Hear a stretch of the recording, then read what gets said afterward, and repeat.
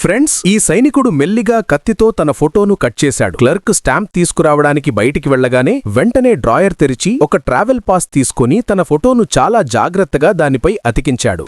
కాని అధికారిక ముద్ర లేకపోతే ఆ పాస్ పనికిరాదు. కాబట్టి అసలు ముద్ర ఉన్న పేపర్లపై నొక్కి కాపీ చేయడానికి ప్రయత్నించాడు. కాని ప్రయోజనం కాలేదు. చివరికి ధైర్యం చేసి కమాండర్ ఆఫీసులోకి వెళ్లి తిజోరీ తెరిచి అసలైన ప్రభుత్వ ముద్ర తీసుకున్నాడు. అప్పటికే అతని ప్లాన్ పూర్తయింది. అతనొక ఉత్తర కొరియా సైనికుడు. అతని పెద్ద కోరిక ఏంటంటే ఏదో విధంగా దక్షిణ కొరియాకు పారిపోవడం. సైన్యంలో జీవితం చాలా కఠినంగా ఉండేది. నిరంతరం ట్రైనింగ్, చిన్న తప్పుకి కూడా కఠిన శిక్షలు, ఎప్పుడూ ప్రాణభయం. నకిలీ పాస్తో బయటికి వెళ్లబోతుండగా ఒక్కసారిగా ఆగిపోయాడు. ఏదో ప్రమాదమనిపించింది. ఇద్దరు గార్డ్లు అనుమానంగా అతన్ని చూస్తున్నారు. కాని అతను గాబరా పడకుండా నెమ్మదిగా వారివైపు నడిచాడు. అతని ఆత్మవిశ్వాసం చూసి వాళ్లే అయోమయానికి గురయ్యారు.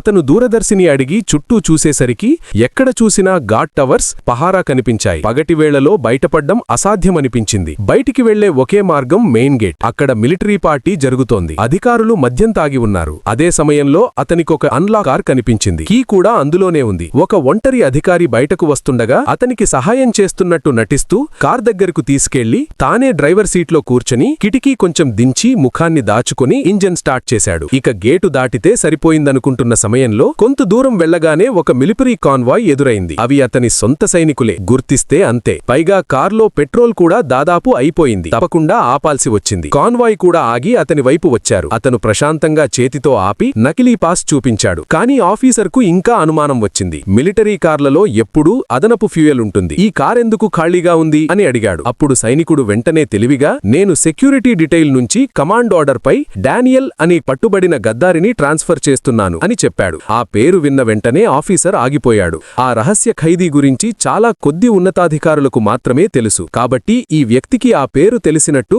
అంటే నిజంగానే అధికారికంగా వచ్చాడేమో అనుకుని వెంటనే అనుమానం వదిలేశాడు. ఆఫీసర్ కార్లో పెట్రోల్ నింపించి అతన్ని ముందుకు వెళ్లనిచ్చాడు.